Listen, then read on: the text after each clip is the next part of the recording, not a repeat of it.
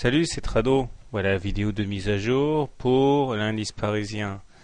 La séance d'aujourd'hui est une séance noire qui a débuté en gapant le plus bas du 11 août. Regardez, on a ouvert pile poil en dessous, ce qui permettait ensuite de visiter de nouveaux plus bas puisque il n'y avait plus rien pour arrêter les velléités baissières. Et c'est effectivement l'objectif baissier constitué de la médiane de la fourchette d'Andros bleu qui a été touché. Et on voit, une fois que cet objectif a été touché, que des rachats ont eu lieu, notamment du fait que certains traders baissiers sont sortis de leur position tout repus. Il demeure que les choses ne sont pas nécessairement finies, puisque à première vue, eh bien, tout d'abord, nous sommes en dessous d'une M20 baissière, donc la tendance elle est baissière. Et puis j'ai envie de dire que ce n'est malheureusement pas tout. Le MACD vient de croiser son signal à la baisse. Et nous avons maintenant un momentum négatif et un stochastique qui rentre dans sa zone de survente à nouveau. Donc tous les ingrédients sont là pour une continuation de la baisse, y compris le fait que nous ayons aujourd'hui un T1, c'est-à-dire une bougie qui est en dessous de la Bollinger inférieure. Je vous rappelle que 90% des clôtures se font à l'intérieur de la Bollinger supérieure à la Bollinger inférieure. Seuls 10% se font en dessous. Et regardez ce qui se passe quand on a des T1, comme ce qui s'est passé semaine du 2 août. Eh bien, on risque d'enchaîner des séances à forte volatilité, toujours en dessous de la Bollinger inférieure. Autrement dit, on a en place le scénario d'une continuation de la baisse.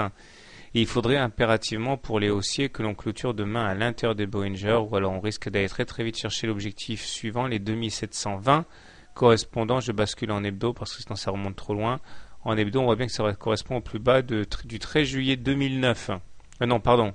Ça remonte encore plus loin. 30 mars 2009. Et là, on sera vraiment plus très très loin du minimum de mars 2009. Bref, le scénario noir sur la dette souveraine grecque prend place et les marchés paniquent et nous sommes entraînés à la baisse par les bancaires. Donc si vous voulez acheter du CAC, eh bien, vous avez un point d'entrée là puisqu'on a touché la médiane.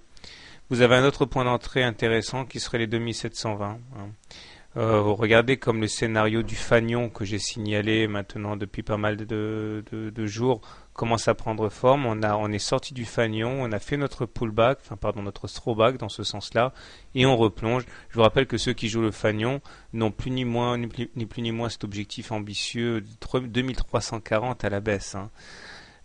Si vous êtes haussier, si vous êtes baissier maintenant, soit vous shortez le contact avec la Bollinger inférieure en espérant qu'on ait une clôture en dehors des Bollinger, soit vous attendez éventuellement un contact avec la M7 ou la M20 pour sortir. Je vous rappelle qu'autant qu'on ne sera pas sorti de la fourchette d'Andros bleu par le haut, on peut continuer à faire des oscillations comme ça pendant très très très longtemps. Au passage, admirez quand même l'efficacité de cet outil tellement méconnu, la fourchette d'Andros. Voilà, bonne soirée, bon trade. Si vous êtes investi, franchement, mes pensées vous accompagnent parce que vous devez vraiment morfler bien comme il faut là. À demain.